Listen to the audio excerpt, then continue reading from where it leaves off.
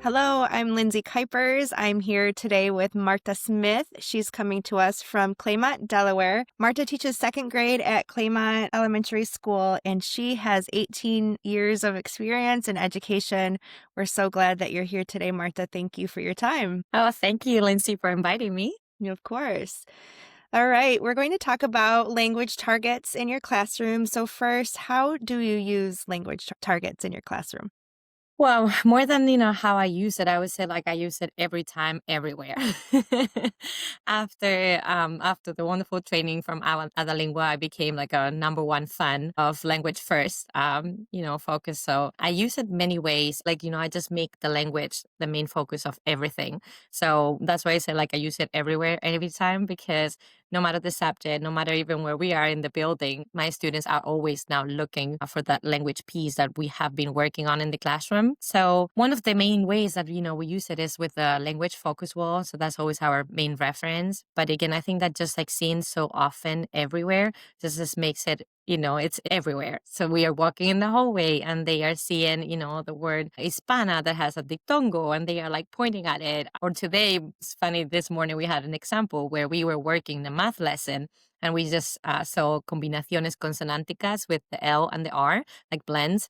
And my students were like, oh, Senora Smith, 1 second, in the middle of the math lesson. It was like, I saw the word tres, it has like the trrr. I love So it. yeah, they get the marker, they add those words. So just like all the time and in all Always the making subjects. And yeah. connections. Yeah, awesome. So, how do the language targets that you use change the way that you and your students talk about language? I think that one of the ways that it has changed it is that it makes it more constant and more intentional because language happened before, but again, like now happens all the time. And they have that information behind the language that helps them to use it more intentionally with more awareness. So, as I was saying, like, like those noticing moments where the students finding the examples themselves and they share it with the classroom and that creates that such a like a community awareness language moment. So it has made a great impact, in the students' usage, but not only the usage, but all the intention before that language. For them to be able to put a name to things too. Yes, to put the Yeah. names to words, to, create more patterns, even like sentences structure. I think, like you can see that, additional thinking, while they are doing those sentences or when they are talking for a turn and talk, that they are like, like kind of like correcting themselves. Like, wait, like I just said limon or pera. I said el pera. Wait a second. So you can see, that deeper usage of language now. Right. I love it. What tools have you found to be very helpful for highlighting language through content? So I would say that my main essential tools have been sentence frames and the language focus wall. Of course, number one is always visuals, but I feel that, visuals is like a step one. Everybody knows that, especially because we use it so much, in content. I think that content sometimes makes us forget about, the other resources that we can use, other tools, because visuals are just the easy way to show the vocabulary word but not so much the language. So for me, those sentence frames have been like the one of the main tools because I am using them now, in different content to extend that language piece. Like, I feel that sometimes when I was teaching math previously, like, I would ask a question, like an addition question, and my kids will give me the correct answer. And that will be like, okay, we will move on.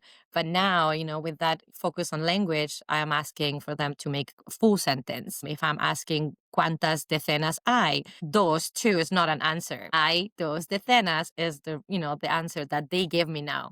And it's funny Mhm. because, they can help each other. They give that feedback like, no, no, no, like full sentences, like frases largas. So those sentence frames are helping a lot to just build that, that piece of the language.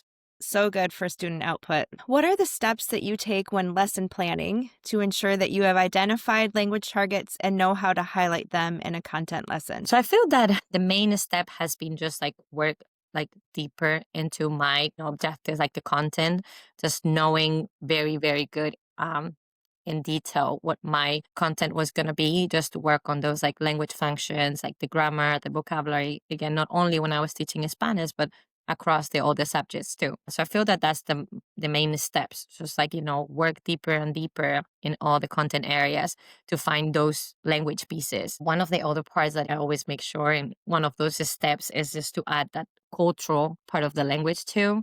I feel that sometimes when we work on the content or we work on the language, we forget to add those like, expressions, like informal expressions, colloquial expressions. So I always try to make sure that I add those to my lessons, just to help to make them conversation and interactions more like natural. And then, and it's like a part of like enrichment the language. Yeah, that's so important because in some cases they're only hearing Spanish in your classroom, so you really want to take advantage of all those opportunities. Yes. You talked a little bit about student output using those sentence frames, but is there anything that has helped with student output?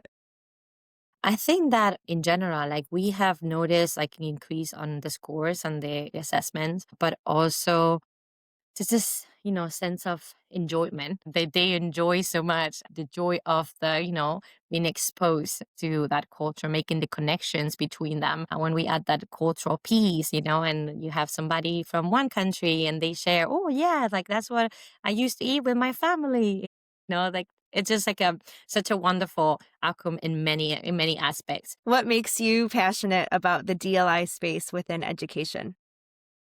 I feel, I don't know if this is possible to put it, in an answer to a question. I feel I am extremely passionate and I feel myself even more passionate, even like week after week, with every project that we think about just to, make the program better, to provide experiences to, the students, see how the language it is expanding, not even in the classroom, but also out of the classroom, with the students that are not in a DLI program, but they are interested about it, they want to know. And after the lingual training, it really like resonate like with me, that idea to elevate the language, the minority language. So I feel that, that was just like a feeling to me. It create that, sense of responsibility, on my part to create that importance and to prioritize, help my students, the ones with a Hispanic heritage background and the other ones who doesn't have it, just for them to, for the ones who have it to feel the pride of it, and for the ones who do not have it, just to be interested and curious about that diversity and appreciative about it. So it is just that way, like have that the language and the culture brings, all the students together. So Yeah, it is just an amazing place to be. I love it. I appreciate your joy and your passion, and sharing everything that you've learned throughout your journey. And your students are so lucky to have you. So thank you for your time with Thank us you. today. Thank you so much.